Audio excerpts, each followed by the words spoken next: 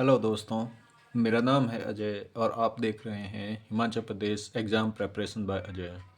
दोस्तों, आज 9 जनवरी 2025 को हिमाचल प्रदेश कैबिनेट की मीटिंग हुई है, जिसमें महत्वपूर्ण निर्णय लिए गए हैं, जिनका हम विस्तार से वर्णन करेंगे।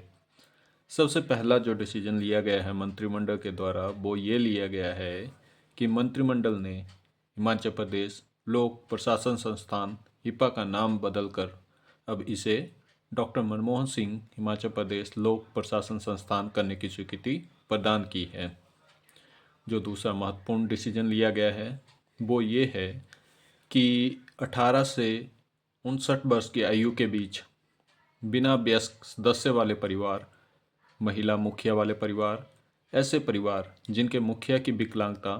50% या इससे अधिक है, ऐसे परिवार जिन्होंने पिछले वर्ष में मनरेगा के तहत कम से कम 100 दिन काम किया है, और ऐसे परिवार जिनके कमाने वाले सदस्य कैंसर,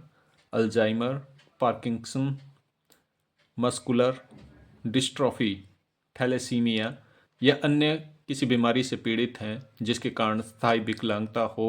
सकती है, ऐसे परिवारों को विकलांगता सूची में शामिल करने की स्वीकृति प्रदान की गई है। इसके बाद मंत्रिमंडल के द्वारा जो डिसीजन लिया गया है वो ये है कि मंत्रिमंडल ने विस्तृत और बहुआयामी योजना के अंतर्गत प्रदेश में नशीली दवाओं के दुरुपयोग से निपटने और नशीली दवाओं की तस्करी और संगठित अपराध नेटवर्क को खत्म करने के लिए एक स्पेशल टास्क फोर्स की स्थापना को भी मंजूरी दी है। अगला डिसीजन ये है कि भारतीय स्टाम्प अधिनियम 1899 की अधिसूची 1A में संशोधन करने के लिए अध्यादेश जारी करने को मंजूरी दी है। इस संशोधन से राज्य सरकार की पूर्व मंजूरी से हिमाचल प्रदेश काश्तकारी और भूमि सुधार अधिनियम 1972 की धारा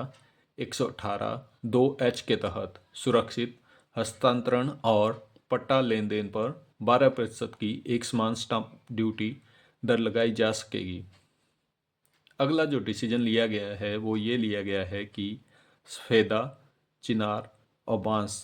तथा बिक्री के लिए 10 वर्षीय कार्यक्रम के अनुसार खैर की कटाई के अतिरिक्त अन्य सभी पेड़ों की कटाई पर प्रतिबंध लगाने को मंजूरी देने का निर्णय लिया गया है।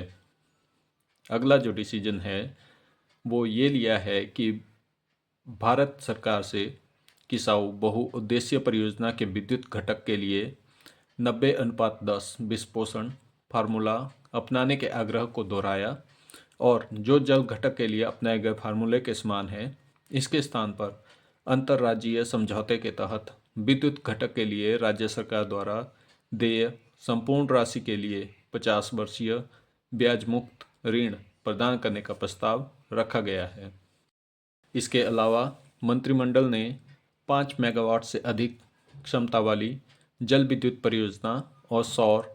ऊर्जा परियोजनाओं के अलावा हरित हाइड्रोजन, बायोमास और पंप स्टोरेज परियोजनाओं के आवंटन और निगरानी का कार्य ऊर्जा विभाग को सौंपने का निर्णय लिया है। मंत्रिमंडल ने नालागढ़ में 1 मेगावाट हरित हाइड्रोजन प्रोजेक्ट स्थापित करने को मंजूरी प्रदान की है, जिसका क्रियान्वयन HPPCL द्वारा किया जाएगा। मंत्रिमंडल ने पंप स्टोरेज परियोजना के लिए हरित ऊर्जा विकास शुल्क लगाने को मंजूरी दी है। परियोजना के आरंभ होने के बाद पहले 10 वर्षों के लिए 2.5 लाख रुपए प्रति मेगावाट प्रति वर्ष का शुल्क लगाया जाएगा। इसके उपरांत इस शुल्क को बढ़ाकर 5 लाख रुपए प्रति मेगावाट कर दिया जाएगा। इसके अतिरिक्त बैठक में ग्रीन बेल्ट में लोगों का दखल कम करने और पर्यावरण संरक्षण के लिए जिला शिमला के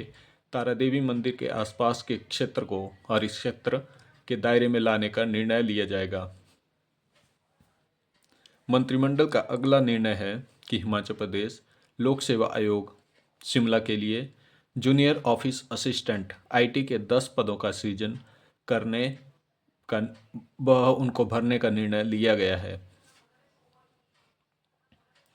बैठक में हिमाचल प्रदेश राज्य चयन आयोग हमीरपुर के माध्यम से ग्रुप C पदों की भर्ती के लिए कंप्यूटर आधारित परीक्षा आयोजित करने के लिए इलेक्ट्रॉनिक्स और सूचना प्रौद्योगिकी मंत्रालय भारत सरकार के अंतर्गत उन्नत कंप्यूटर विकास केंद्र सीडैक चयनित करने को भी स्वीकृति प्रदान की गई है।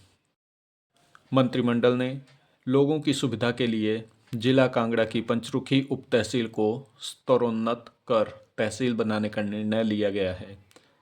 मंत्रिमंडल ने सिरमौर जिले के मौजूदा खंड प्राथमिक शिक्षा कार्यालय सिलाई को विभाजित करके खंड प्राथमिक शिक्षा कार्यालय रोहनाट को सृजित करने का निर्णय लिया है। बैठक में शिमला जिला के भोलार रथाल जातर मेले को जिला स्तरीय मेला घोषित करने का निर्णय लिया गया है। इसी प्रकार की जानकारी में जुड़े रहने के लिए मेरे चैनल को लाइक करें, सब्सक्राइब करें। आपका बहुत बहुत धन्यवाद।